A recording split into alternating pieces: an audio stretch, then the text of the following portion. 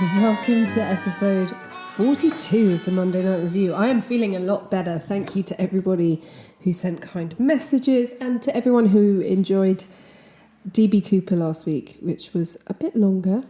It was very nice to have something to get my teeth into whilst not feeling like I could do any of my usual everyday work. I'm sorry if it's a bit echoey today, but I'm sitting in my kitchen in a sun patch like a cat because it is such a novelty to have some sun here in the UK. I'm hoping it's going to last. So today I've got, it's not for the faint-hearted, this one today. So if murder is not your jam, this is possibly one to skip. I want to give a huge shout out to everyone who has bought me a coffee or joined the Patreon. It makes such a huge difference to me and means that I can spend a bit longer on every episode. So thank you if that's you. And today we're going back to the A to Z of US states. So last time we were in Alabama, today we're in Alaska. And I didn't know that Alaska is the biggest state in America. I sort of did know, but hadn't really thought about it. But it only has about 732,000 residents. I mean, I kind of want to move there, except it's cold. But it's had its fair share of murder, including one of the most famous serial killers who we're going to talk about today. We're going to talk about the butcher baker, Robert Hansen. So we're going to go back to June 1983. I was just a little bump then, not born until August 1983. So, while this was going on, my mum was waddling around somewhere in Hampshire. But in Alaska, on June the 13th, 1983, a trucker called Robert Yount, who is basically a hero, is driving through Anchorage on his way to work, and he sees a woman running down the road towards him. She's barefoot, half-dressed, and she has handcuffs on. And he stops, and she climbs in, and she says she's being chased by a man, and he's going to kill her. So Yount picks her up, they drive on. When they drive past the Big Timber Motel, she asks Yount to drop her off. She says she's going to call her boyfriend. Some stories have this as she's going to call her pimp. Either way, she's going to call her boyfriend. Yount does as she asks and continues on his way to work. And as soon as he gets to work, he calls the police and says, "I've just picked up this woman. She's at this address." So the police, including Officer Greg Baker, who is also a hero, go to this motel and they find Cindy Paulson. She's sitting on her own. She's still disheveled, still partially dressed, and she has handcuffs on, no shoes. And the first thing she asks is that they remove the handcuffs, which they do, and then she tells them what's happened. So Cindy Paulson, she's 17. She's a sex worker. She's approached on the street by a man and offered $200 for oral sex. And having assessed the man, she agrees. She said he didn't look threatening. He had bad acne scarring and a stutter. He was a small guy. She felt comfortable going with him. However, midway through the act, he put a handcuff on her wrist and pulled out a gun. And so he then takes her to his house in Muldoon, and once inside, he rapes and tortures her. At one point, he inserts a hammer into her vagina. He then takes her down to the basement, chains her up to a post by her neck, and then lies on the sofa opposite her and has a nap. When he wakes up, he says he's going to fly her in his plane to his cabin near the Knik River, and he says he'll let her go if she cooperates. He also says to her that he's taken girls there before for lots of fun, as he calls it.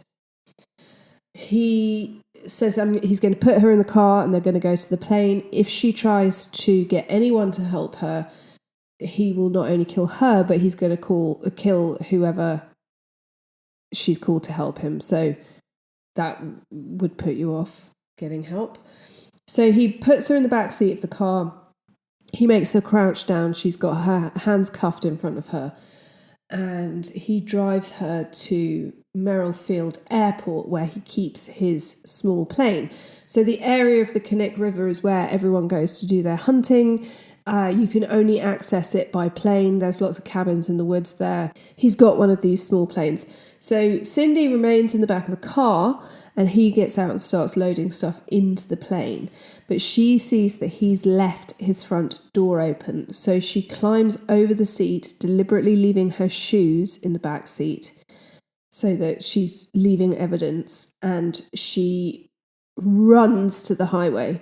He sees what she's doing and he chases her, but she waves down the truck driver, Robert Yount, and so her attacker stops following her and goes back to his car. So the policeman, Greg Baker, finds Cindy to be a really credible witness. She's left her shoes in the car as proof that she was there. She gives a really accurate description of this man, his car, his house, his plane. She's clearly been abused. There's physical evidence that she's been through a traumatic experience. The police want to take her to the station to do an official statement, and she agrees to do it. But on the way, she asks them to drive her to the airport so she can identify the plane, which she does. So they're there identifying the plane. The police ask the security guard whose plane it is, and the security guard is able to give them the license plate for the car that was just there, and confirms that the plane belongs to local baker, 40-year-old Robert C. Hansen. So the police, hearing this, they don't need to be given his address. They already know him. Hansen owns a popular local bakery that they all use. It is no joke to say that is where the police got their donuts. That's everyone knew who he was. He's known as this sort of nice local family man around town. So this definitely then affects how the police feel about this case. So even though Cindy picks Hansen out of a photo lineup, the police just can't believe it's him. And eventually she'll refuse to give a lie detector test because she knows that the police don't believe her anyway. So the fact that she then refuses to do a test turns the police against her. Anyway, they drop Cindy off at the hospital and they go to Hansen's house to interview him. He opens the door. He's very friendly. He knows some of the guys there. He says he did pick Cindy up for sex, but he's very calm, and he says that she was just after money, and after they'd had sex, she tried to get more money from him and he'd refused, and so she had come up with this story in a way to get more money or to get payback. And he actually says to them, "You can't rape a prostitute, can you?"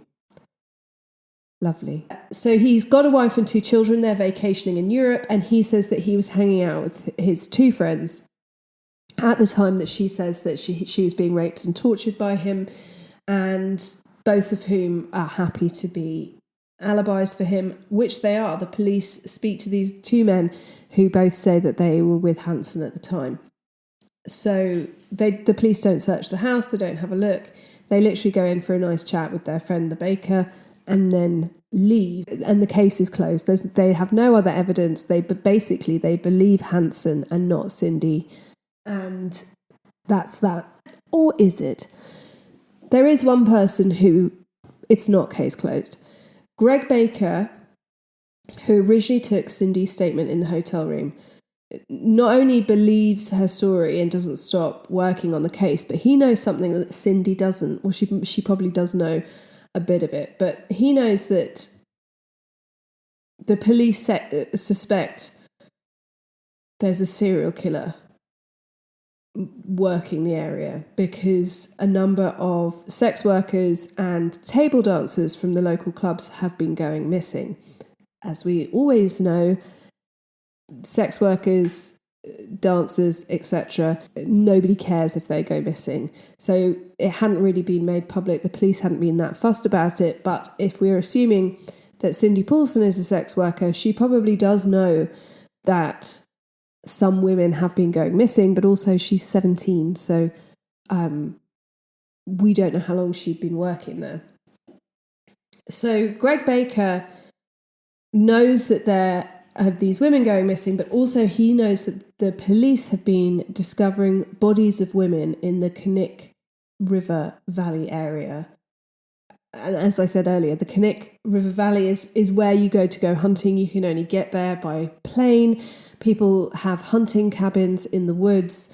You go there, you have to be kind of good at looking after yourself because they shoot moose and sheep and things, but there's also black bears, so they hunt anything that's going there.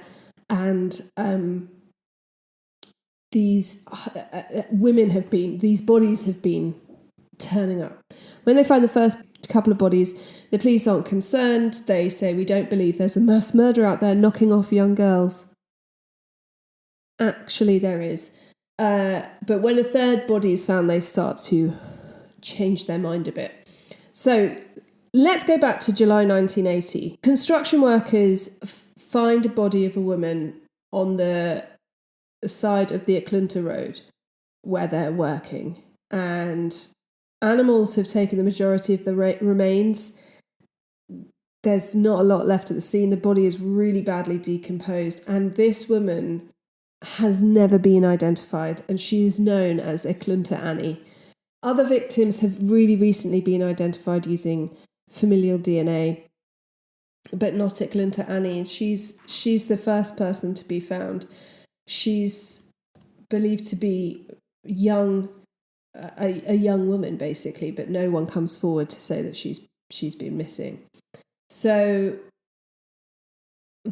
then the next body to be found is the body of Joanne Messina. She is a topless dancer. She is found in a gravel pit by workers. She again is badly decomposed. She's been there for a while, and they don't find a lot of evidence, but they do find a shell casing.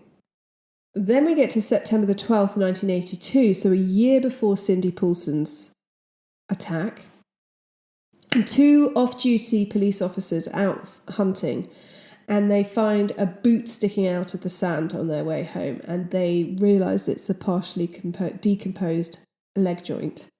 So, being policemen, they make a note of the location and they go off to report it. And the policeman in charge is really, especially for the time, really shit hot on examination of the scene and getting as much evidence as possible. And so there's a really intense search of the crime scene, and they, even with him sitting there for hours sifting through sand, and they find a bullet from a high caliber rifle.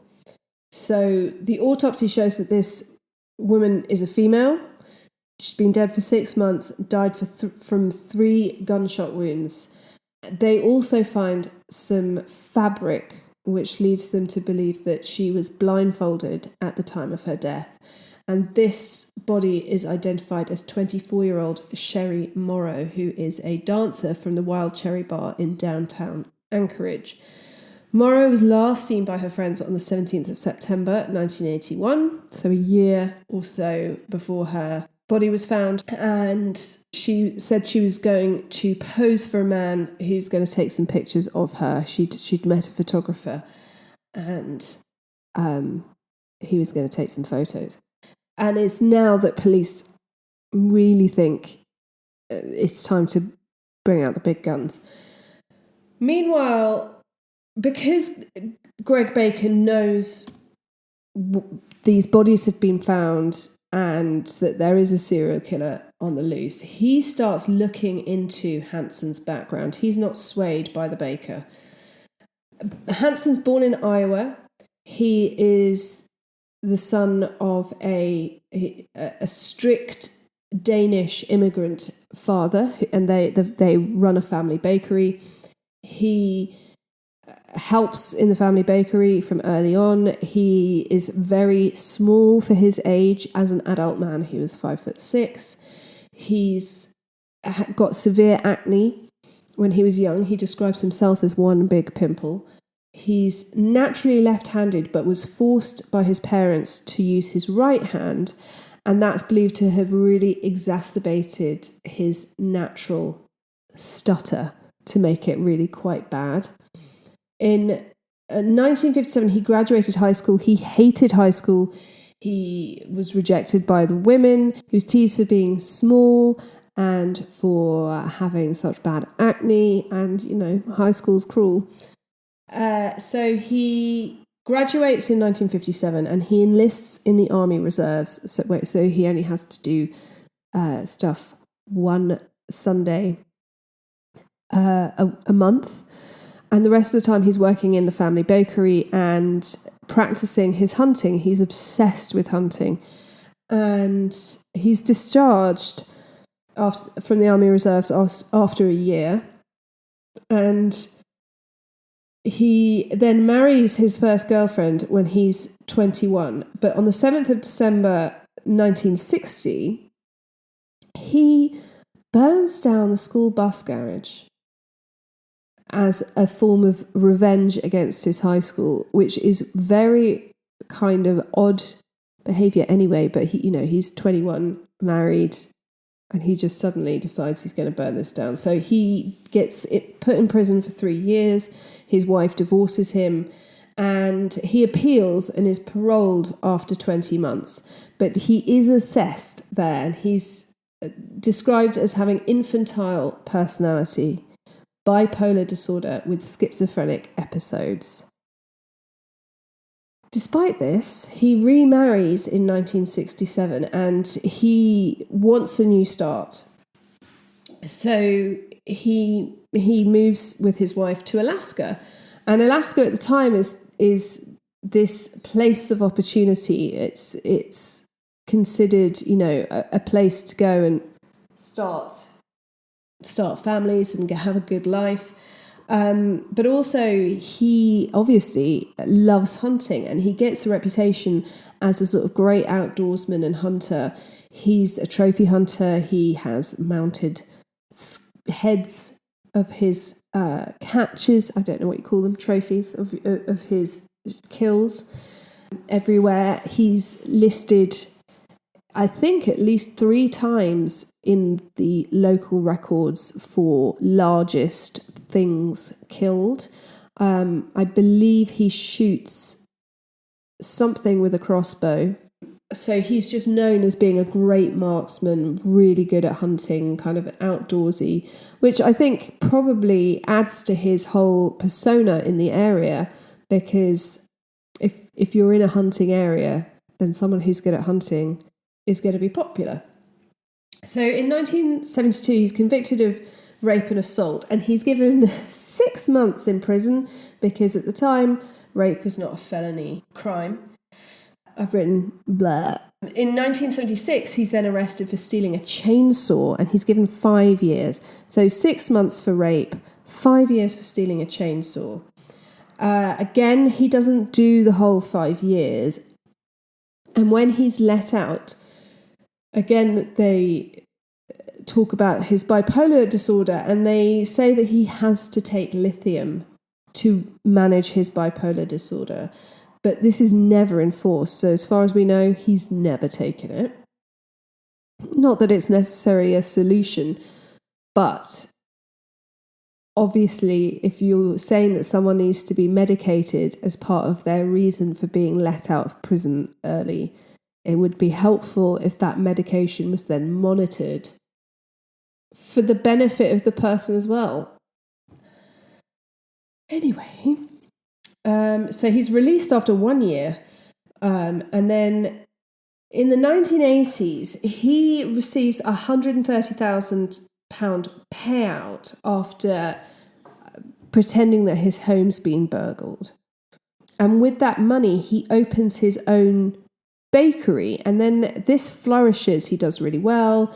His business prospers. He and his wife have 2 children. His marriage seems happy. I mean, looking at the prison time and everything, you'd think his wife wouldn't be happy, but I'm guessing he was just quite a good liar. Anyway, so everything's fine. He's got this bakery, he's popular, he's hunting, he's got a cabin in the woods, he can fly his plane there. But obviously other stuff is going on. And when the decomposing body of 17-year-old dancer and sex worker Paula Golding is found in a shallow grave by the Knik River in September 1983, the local police finally ask for help, and they are sent celebrity FBI profiler John Douglas. John Douglas comes and looks at the bodies that they found, the location and everything like that, and he makes a criminal profile. He says they're looking for someone who is a proficient hunter, a business owner, because they've got to be able to not answer to anyone. They've got to be a man of their own time, if that makes sense. Hatred of women, low self-esteem, and possibly some sort of speech defect. I love criminal profiling when it's so bang on the money. So when he's shown Hansen as a possible culprit, Douglas says that Hansen would absolutely be keeping trophies from these women. And so when the police are finally able to go and search, and they've really got one go at this because he is a popular local businessman, they've already spoken to him about an attack. They can't keep going back, so they've really got one shot at this. So he says to them, you've got to find those trophies. And interestingly, one of the bodies was found without the necklace that the lady always wore. And this was noted by her family that the necklace was missing. And she never took it off. And at the time, police probably thought it had come off when she was being buried or if she was struggling. But now that would make sense if they're looking for someone who is going to be taking trophies. So on the 27th of October 1983, Hansen is taken in for questioning. The police have followed him to work, and when he gets to the bakery, they take him in for questioning. He doesn't at any point ask them why. He just goes. And while they're taking him in to custody, groups of investigators go to his house, his bakery, and his plane to do a thorough search. So they've got a 47-page search warrant of what they're looking for, what they can bring back, where they can search. And they find nothing. There's nothing in the bakery, nothing on the plane. It's not looking good. But meanwhile, back at the station, the police are preparing to interview Hansen. And Douglas has told them to do something a little bit different. He's said that they should be putting in the interview room, they should put up all the pictures of the victims, maps of the crime scenes, basically all the visual information they have on all the victims that they have, and that Hansen should be left to sit in there for a while so that he knows why he's there and how much information they have. And they do this. Back at Hansen's house, they have found weapons, but they've not found anything that's been linked to the murders or the weapon that was used to intimidate Cindy Paulson, which she described very accurately. They find nothing, and they are just about to leave when they find a hidden space in the attic. And in that hidden space, they find guns, including the revolver with the wooden handle that Cindy Paulson had described. And they find a 223 mini rifle, which fires the bullets that they've found the shells of at every crime scene that they've found a shell at, basically.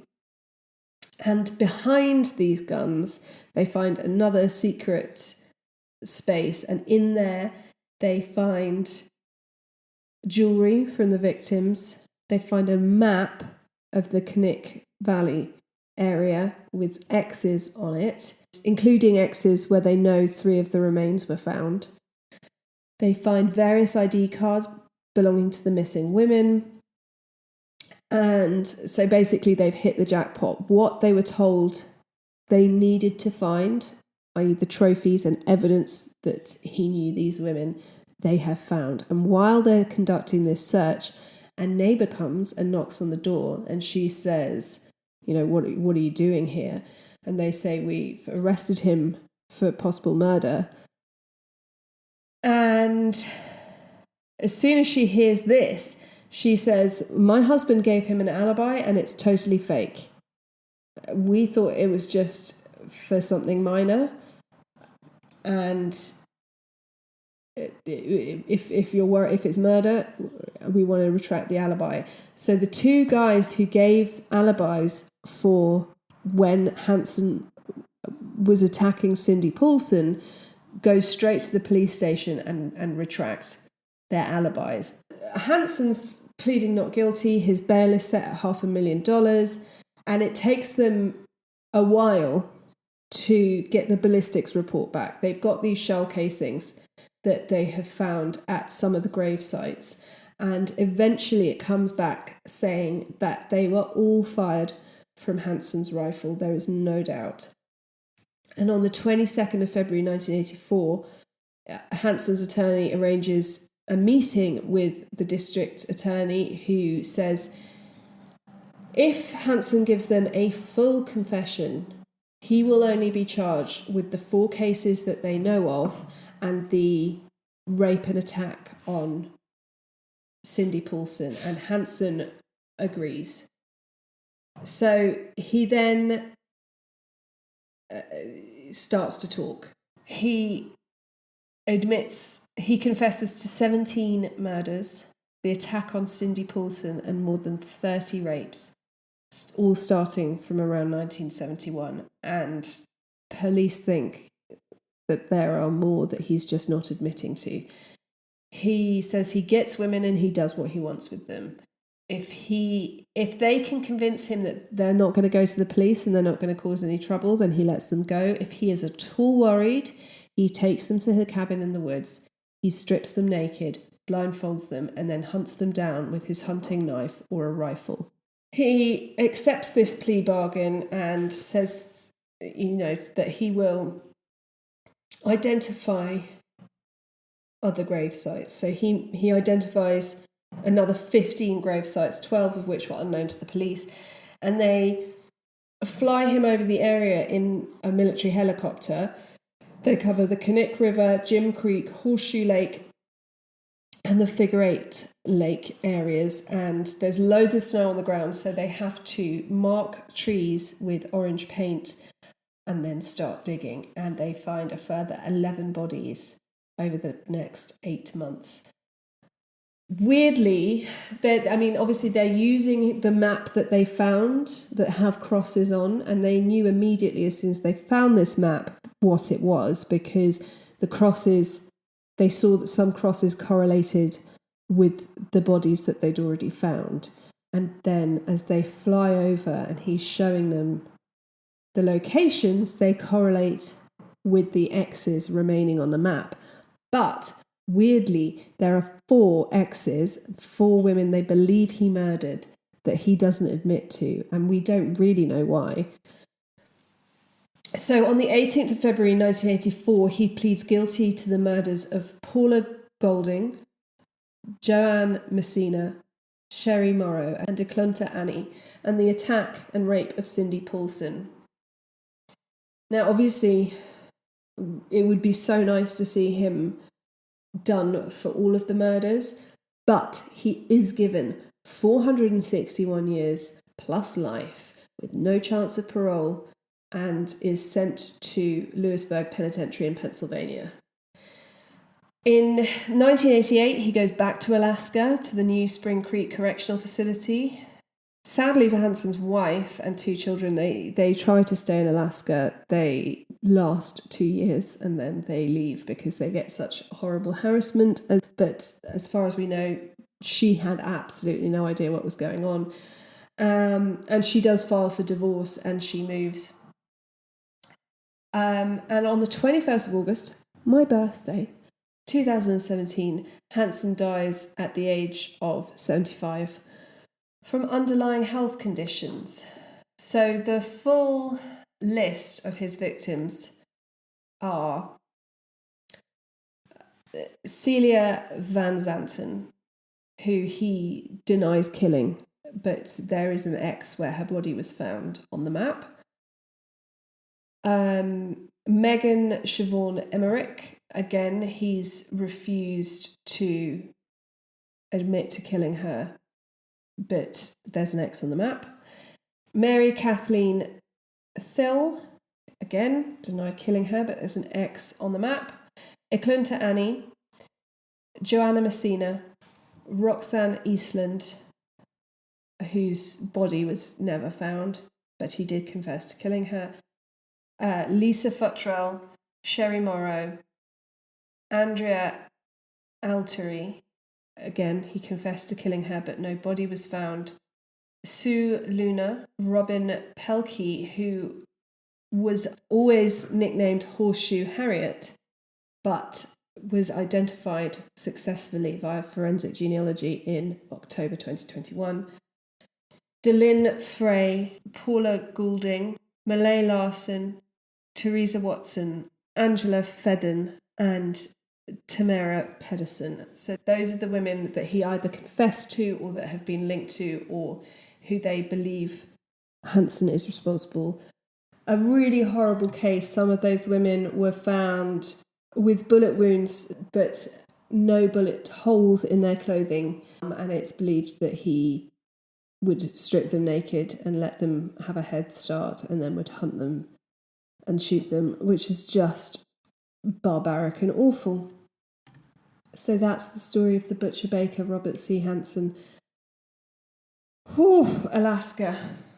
I mean, go big or go home, I suppose.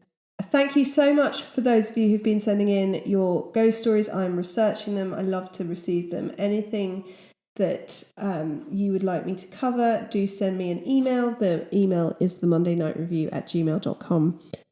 I also love to hear from you on social media, where we are on Facebook and Instagram and TikTok newly, which is The Monday Night Revue. Remember that review is spelled REVUE.